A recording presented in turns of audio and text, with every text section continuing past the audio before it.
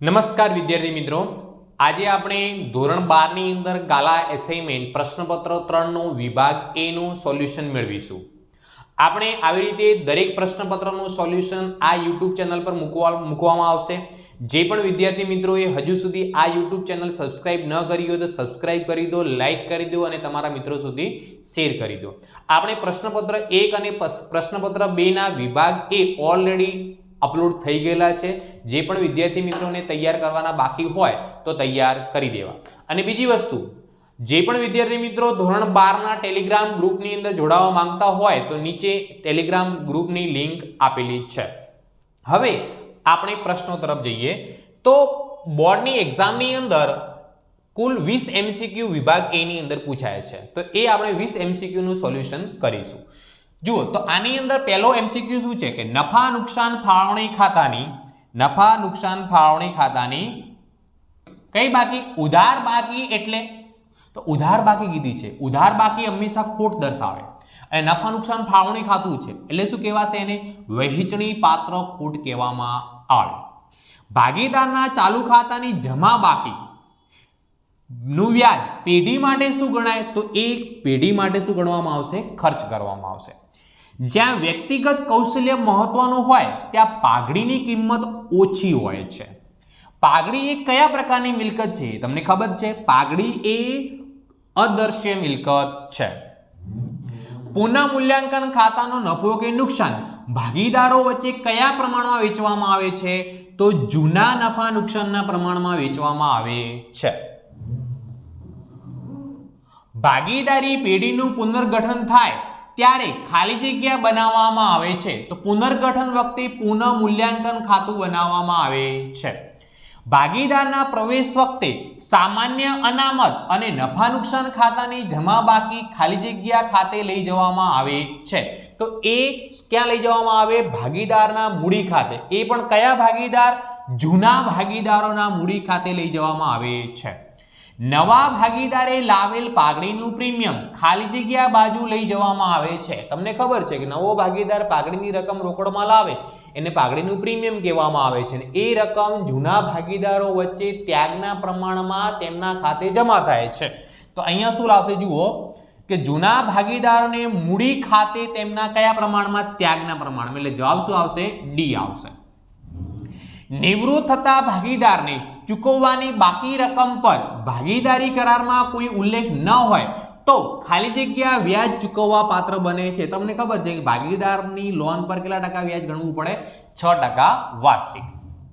પેઢીના વિસર્જન સમયે પાકા સરિયામાં દેવાદારો 24,500 છે. દેવાદારો કઈ બાજુ લખેલા હોય? ઉધાર બાજુ. અને ગાલખાત અનામતની 45 હોય એટલે એની કઈ બાકી કહેવાય? જમા બાકી કહેવાય. તો માલ મિલકત નિકાલ ખાતે જમા બાજુ કઈ રકમ લખાશે? તો જમા બાજુ જે જમા હશે તે જ રકમ લખાશે. કેટલા રૂપિયા લખાશે? 4,500 રૂપિયા. વિસર્જન સમયે ભાગીદારી પેઢીની મિલકતો અને જવાબદારીની હિસાબી અસર આપવા માટે તૈયાર કરવામાં આવતું ખાતું એટલે માલ મિલકત નિકાલ ખાતું. પણ અહીંયા ઓપ્શનમાં માલ મિલકત નિકાલ ખાતું આપેલું નથી. તો માલ મિલકત નિકાલ ખાતાને સંપાદન ખાતા તરીકે પણ ઓળખવામાં આવે છે. એટલે આપણો જવાબ શું આવશે? સંપાદન ખાતું. કંપની તેના શેરની મૂળ કિંમતના વધુમાં વધુ કેટલા ટકા લેખે પ્રીમિયમથી બહાર પાડી શકે છે? તો એની કોઈ મર્યાદા નથી. હાલના કંપની ધારાના નિયમ પ્રમાણે કંપની શેર દીઠ ઓછામાં ઓછી કેટલી કિંમતે તેના શેર બહાર પાડી શકે છે? તો ₹1 ના પ્રમાણે. ડિબેન્ચર પરત પ્રીમિયમ ખાતું એ કયા પ્રકારનું ખાતું છે? તો એ વ્યક્તિ ખાતું છે. નાણાકીય પત્રકોનું વિશ્લેષણ એ શું કરે છે? તો હિસાબોનું અર્થઘટન કરે છે. તો જુઓ આ ગણતરી વાળો એક MCQ છે. એક કંપનીમાં ચાલુ વર્ષના ખર્ચા 6 લાખ છે અને તેમાં પાછલા વર્ષની સરખામણીએ 20% નો વધારો થયો હોય તો પાછલા વર્ષે ખર્ચો કેટલો હશે? તો કેટલા ટકા વધારો થયો છે? 20%. કયા વર્ષની સરખામણીએ? પાછલા વર્ષ. પાછલા વર્ષનો ખર્ચ કેટલો છે આપણને ખબર નથી. તો આપણે માની લઈએ પાછલા વર્ષનો ખર્ચ 100 રૂપિયા છે. એમાંથી 20% નો વધારો થયો એટલે પ્લસ 20% કરીએ એટલે ચાલુ વર્ષનો કેટલો થાય? 120. 120 એ ચાલુ વર્ષનો ખર્ચો કેટલો આપેલો આપણને? 6 લાખ રૂપિયા. તો પાછલા વર્ષનો 100 એ કેટલા? તો તમારે શું કરવું પડે અહીંયા? 100 ગુણ્યા 6 લાખ ભાગ્યા 120 આપણે આપણા કેલ્ક્યુલેટરમાં કરો એટલે જવાબ કેટલો આવશે? 5 લાખ રૂપિયા આવશે.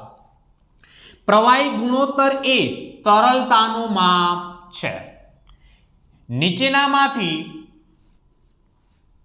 કયા ગુણોત્તરોનો સમાવેશ પ્રણાલિકાગત વર્ગીકરણમાં થાય છે? તો મિશ્ર ગુણોત્તરોનો. દેવાદારો અને લેણી હુંડીની ઉઘરાણી એટલે પૈસા આવે એટલે રોકડ આવક કહેવાશે અને એ પણ દેવાદારો અને લેણી હુંડી ક્યાં લખવામાં આવે? કામગીરીની અંદર. તો કામગીરીનો આવક રોકડ પ્રવાહ કહેવાશે. વચગાળાનું ડિવિડન્ડ ચૂકવવાનું થાય ત્યારે કામગીરી પ્રવૃત્તિની અંદર શું કરવામાં આવે? બે નોંધ કરવામાં આવે. ખર્ચ થયો એટલે ઉધાર થાય તો કામગીરીના પત્રકમાં ઉમેરાય અને નાણાકીય પત્રકોમાંથી શું થશે? બાદ થશે. તો આ 20 MCQ તમે તૈયાર કરી દો છો. આપણે 1 by 1 એવી રીતે દરેક વિભાગના વિડીયો આ ચેનલ પર અપલોડ થશે. જે પણ વિદ્યાર્થીને કોઈ પણ પ્રકારનો ડાઉટ હોય તો મોબાઈલ નંબર 9737448382 પર વોટ્સઅપ કરીને તમે તમારો ડાઉટ પૂછી શકો છો. ધન્યવાદ. મળીશું નેક્સ્ટ વિડીયોની અંદર નેક્સ્ટ વિભાગ સાથે.